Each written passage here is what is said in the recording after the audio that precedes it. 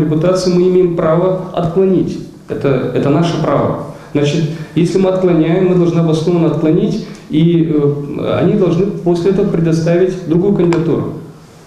А не просто, как нам предложили, что вот мы вам представили кандидатуру, когда вот спор был вокруг Деревенко, что вы не имеете права отказать. Вот в чем смысл. Ну, в принципе, Башкан имеет право предлагать свои кандидатуры, насколько я понимаю. Да. Вот мы говорили, тогда спор был за кандидатуру Деревенко, еще раз повторюсь. Значит, никто право Башкана предлагать кандидатуру, как говорится, не отменял. Но здесь четко указано наше право. Если мы видим, и в особенности спор возник по поводу того, что господин Деревенко принял то злосчастное постановление, то есть определение суда, коим отменил постановление Народного собрания о проведении референдума.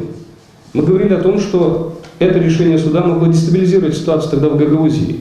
И мы считали, и я абсолютно это считаю, что это вполне обоснованно. Нельзя допускать такого человека на должность членов Центральной избирательной комиссии. Мы это обосновывали.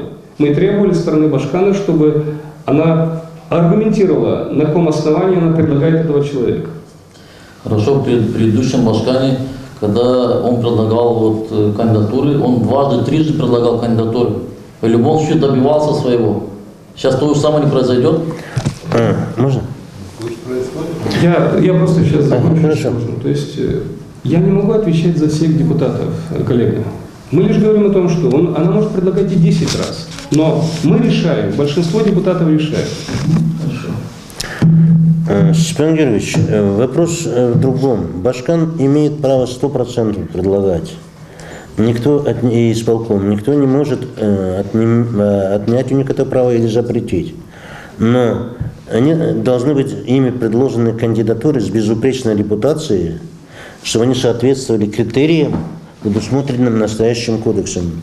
Я, допустим, сейчас не вижу, может быть, кто-то из представленных членов кандидатуры является членом какой-то партии.